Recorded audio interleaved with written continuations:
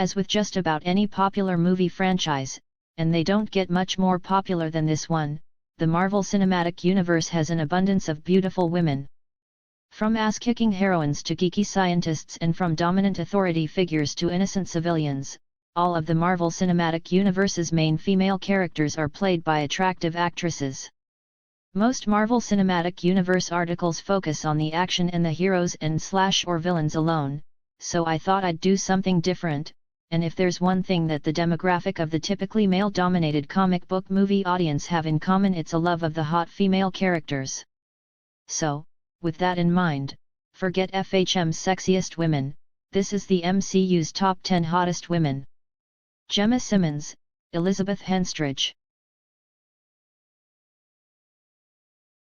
Gemma Simmons, only recently introduced into the Marvel Cinematic Universe via the Agents of S.H.I.E.L.D. television show, is a highly intelligent biochemist and a rising star in S.H.I.E.L.D.'s research division, who was recruited to be a part of Agent Phil Coulson's six-strong team of multi-faceted S.H.I.E.L.D. field agents. She was recruited along with her inseparable friend and partner, Leo Fitz, to be one of the geeky scientists of the group, with the rest of the team skilled in other areas such as espionage, combat, and computer hacking. She often bickers with Fitz, but they are always found together and complement each other very well. Simmons has a love for science and a curious enthusiasm for the world that make this opportunity to work in the field the adventure of a lifetime, and, although she is somewhat naive and occasionally a little ditzy, she's already proven herself to be a key member of the organization. She is very likable and also very easy on the eye. Betty Ross, Liv Tyler. Dr. Elizabeth Betty Ross is a beautiful scientist, as well as a professor at Culver University in Willowsdale, Virginia. She is the former girlfriend of Bruce Banner, but very rarely gets to see him since his exposure to gamma radiation gave him the superhuman ability and burden of turning into the Hulk. She is very loyal to Bruce, and when he returned to Culver University, even though she was in a relationship with Dr. Leonard Sampson at the time and even though Bruce was actively trying to avoid her, she caught a glimpse of him and sought him out to offer him help. Together, they attempted to hide Bruce from the U.S. government and military, and she was even prepared to disown her own father, General Thaddeus Thunderbolt Ross, for his attempts to label Banner a fugitive and capture him.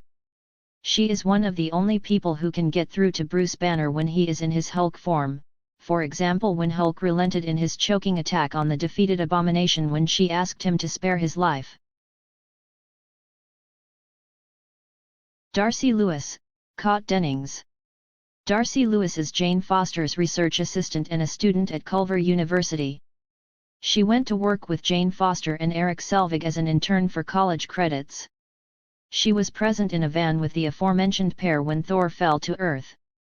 The mysterious weather event, which was the subject of Foster's research, unexpectedly turned into a powerful vortex before them, and they drove straight into the mortal incarnation of the god of thunder. Indeed, it was Lewis who spotted a humanoid figure in the images that were captured of the vortex, which led to the truth about Thor's origins being uncovered, and she plays a key supporting role in both Thor movies. She is mostly used for comic relief, however, which can get quite annoying, but she's certainly cute and likable. Maria Hill, Kobe Smulders. Maria Hill is the Deputy Director of S.H.I.E.L.D. who works directly below Agent Nick Fury, and she is one of the few people who he tends to speak to on a level. Hill has a well-deserved reputation as a tough-minded and by-the-book individual. Her clear-headed pragmatism and practicality is a valued source of reason during the critical discourse surrounding the Avengers Initiative.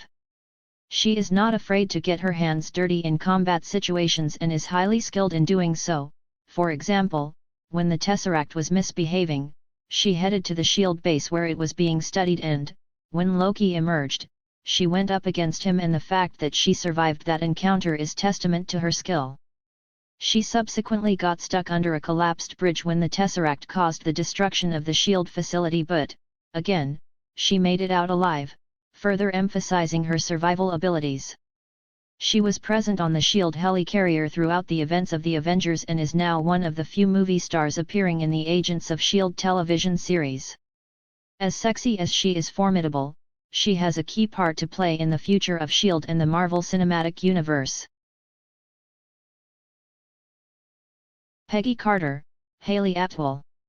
Peggy Carter appeared in Captain America, the first Avenger, as an officer of the British Armed Forces before and during World War II. She has also had her own one-shot short and will appear in next year's Captain America, The Winter Soldier. As an agent of the Special Air Service, she joined the Strategic Scientific Reserve, SSR, an Allied deep science agency formed to fight against Hydra, the Nazi superweapons division, which was chiefly involved in the development of the super soldier serum that would ultimately be given to Steve Rogers. During the war, she met and fell in love with Steve Rogers, the two having planned a date prior to his apparent demise in a plane crash following on from his fight with the Red Skull. She would go on to join S.H.I.E.L.D. The on-screen chemistry and relationship between Carter and Rogers was one of the few in superhero movies that we actually wanted to see more of, so it was a shame that Rogers was taken out of her life so abruptly and quickly. Further on-screen development of that relationship would have been welcomed with open arms. She's as stern, but extremely attractive and sultry, and it will be good to see more of her, even if it is just in flashbacks. Skye, Chloe Bennett. Skye was an ordinary girl who had a very tough upbringing. She lost her parents in mysterious circumstances at a young age and was passed around orphanages and foster families freely, due to the fact that she wasn't a good fit for any of them. That was until she realized that aliens, superheroes, and gods were real. She became obsessed with the idea of revealing those truths to the world through her work as a computer hacker and joined up with the Rising Tide group to do so, where she worked from her van, which was also her home, using basic equipment to do things that would usually require very high-end technology. As a result of her talents, despite the fact that she was essentially working against them, she quickly appeared on S.H.I.E.L.D.'s radar, prompting Phil Coulson to recruit her into his team. Although her motives have been questioned and she has indeed gone against S.H.I.E.L.D. in her short time with the organization, Coulson trusts and believes in her, and she has proven herself to be a vital cog in their works. Her gorgeous appearance makes her very useful for infiltration, and her hacking skills really are second to none. Jane Foster, Natalie Portman. The beautiful Jane Foster was a student at Culver University, where her father and Eric Selvig worked together. She later graduated and became an astronomer and astrophysicist. She was in the same aforementioned van, along with Eric Selvig, which Darcy Lewis was in and which hit Thor after he was banished from Asgard and fell to Earth while the trio were studying an astronomical anomaly. She immediately had an attraction to Thor, but was unnerved by his strange behavior. However, upon taking him to attempt to retrieve his hammer, he retrieved some of her research, which had been confiscated by S.H.I.E.L.D., and the two bonded further over a stargazing discussion, leading her to feel more comfortable around him. Upon learning that he was actually the Asgardian thunder god that he had claimed to be, she found herself completely smitten and, when Thor left Earth, he promised to return for her, which he does in Thor, The Dark World, in which she has a much bigger part to play, though she is very annoyed with him for not checking in during the events of the Avengers movie. In Thor, The Dark World, she will be the first known human to travel to Asgard. Sif, Jamie Alexander. Sif is the Asgardian goddess of war and a good friend and ally of Thor and the Warriors 3. She is also known as Lady Sif. She is a highly skilled and formidable warrior whose physical statistics, strength, durability etc., are far in excess of human beings thanks to her Asgardian heritage. She wears her Asgardian battle gear, along with the awesome spear and shield combination that she wields, which looks exceptionally cool and very sexy. With chest and torso armor, arm protection, heavy-duty boots, leathery SQ trousers, the aforementioned spear and a shield, Sif's outfit screams the word warrior and ensures that she is battle-ready at all times. It manages to maintain quite a modern look whilst also possessing elements of real-world historic armors, Roman, Trojan etc. As a result of her appearance, she was referred to by spying S.H.I.E.L.D. agents as Xena in the first movie. Sif is set to kick some serious ass in Thor: The Dark World. Pepper Potts, Gwyneth Paltrow. Virginia Pepper Potts was Tony Stark's personal assistant in the early stages of the Marvel Cinematic Universe. However, she became a key executive to Stark and Stark Industries and later became his serious live-in girlfriend. Originally, whilst working as Stark's personal assistant, she would take care of his schedule and do pretty much any task he wished, from booking appointments to general tidying up. Even in the early days of Iron Man, i.e. when Stark returned from his captivity in Afghanistan, she was trusted enough by Stark to see his Iron Man suits, his research, and his workshop. She helped Stark to defeat Obadiah Stane's Ironmonger and, after Stane's death, Stark made Pepper his new business partner to take Stane's place.